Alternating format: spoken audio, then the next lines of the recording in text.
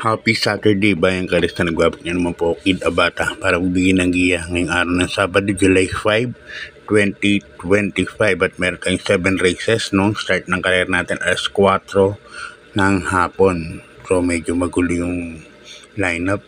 Wala ako nakitang masabi nating pwedeng pansol.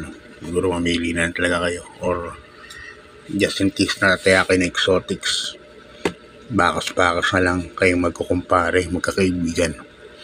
Yan. At abangan nyo sa mga susunod na linggo. Maraming magagandang pakarera. Next week ay ang Triple Crown natin, third leg. Makukuha, mga Grand Slam kaya na binalot AU ang third leg. Tapos susunod po imported, no? Puro imported na magagaling. At maganda, parang winner take all po yung entry fee, kaya maganda po talaga ang karera. Okay, start na tayo. Race number 1, 3-year-old and above maiden race, no? Mga places po ito. Lahat ng distansya natin tatakbuhin sa 1400 meters. Bisa na winner take all dito. May 7 runners kagad tayo sa race number 1. Ang pili ko, 2 puting kabayo, no? Parehas mainom to, laging nasa timbangan. Numero 3, first choice ko, Royal Salute, sa Kineona Baldonido. Ayan, tingin ko lagi kasi mga tercero, kwarto, lagi natitimbang to. At isang diremating kabayo. Second choice ko, another white horse, number 5, gray horse, Orient Express, sa naman ni Jeff Sarate. Orient Express nakaraan lumaban to, tercero, no? So maganda rin po ang itinakbo. So dito, ang first choice ko 3, Royal Salute. Second choice number 5, Orient Express. Good luck, Bayan Karista. Lipat tayo sa race number 2. Isang rating base last 4, 16 points to 21 points. Medyo mataas ang grupo. At dito meron tayong 8 runners. Yan.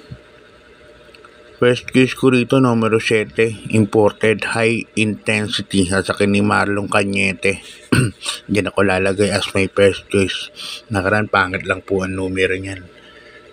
Kung tatandaan nyo, ginawa kong first choice yan. Pero nainom tong kabayo na to. Second choice ko, another imported.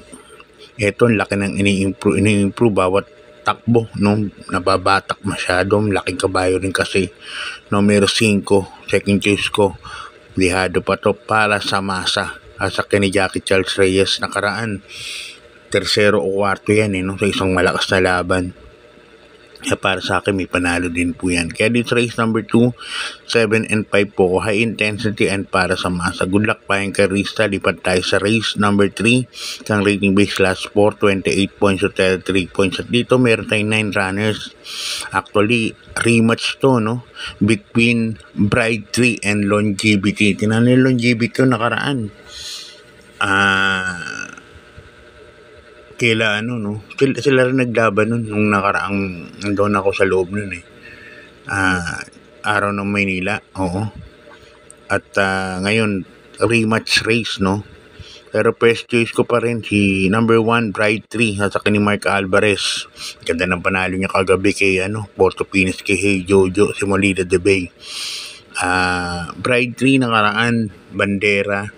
Hinabol lang ni Deputy Mischief kagad to, last 800 meters, last 600 meters, kaya dumating sa Longevity. Second choice na rin yung tumalo sa kanya, Longevity. Tingin ko mababalikan Bride 3 to. Good luck, Bayan Karista. Lipat tayo sa race number 4. Isang rating base last 4, 16 points to 21 points, split group. At dito meron tayong 8 runners. First case ko, numero 8, Feel the Burn, nasa ni Jackie Pati Ramos Dilema.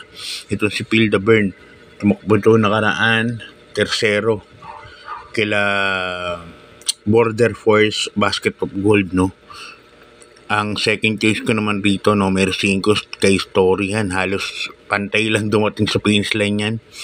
Kila Border Force din, Basket of Gold, si Sky Story, ni Boji Henson. Kaya dito sa race number 4, sila rin ang pili ko. Number 8, Feel the Burn, and number 5, Sky Story. Yan. Good luck, Bayan Karista. Lipat na tayo sa karera numero 5. Ang race number 5 natin, another rating base system. Yan, class 5, 6 points to 10 points split group. At dito meron tayong 8 runners. Maraming mabilis po dito. Andito sa Aliana, Galloping Ghost, Everland, Access Deviation. Pero dito ako first case ko sa kini El Supremo. Numero 7, Everland. Ito si Everland, pwede naman pamparematihin yan. At babong baba sa grupo yan. Iba nilalaban nito si Everland. Kaya yan ang first case ko. Numero 7, Everland. Second choice ko, dahil nga maraming diribandera, 4 sila. Second choice ko, Diremate. Numero 1, Sultanov. Sa ni Jackie Crystal Edad Bincola. Ito kabayan na to, pag napapahinga to ng mga 1 buwan o mahigit 2 buwan. Pagbalik sa pista, magaling din ang unang pinakikita, no? Unang takbo.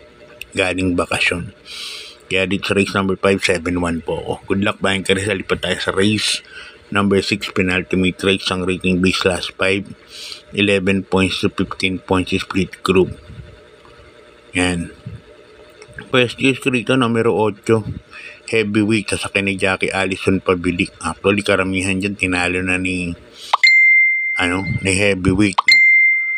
Yung karamihan dito, nanalo to nakaraan halos banderang tapos tumunod lang, tapos kinuha na ang bandera mga last 400 meters. So, siya pa rin tingin kong horse to beat, number 8, heavyweight.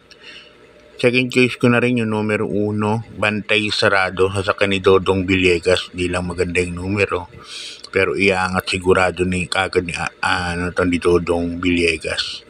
Kaya dito sa race number 6, 8, 1, and pili ko. Okay, good luck, bayan ka rin. Lipat tayo sa last and final race number 7.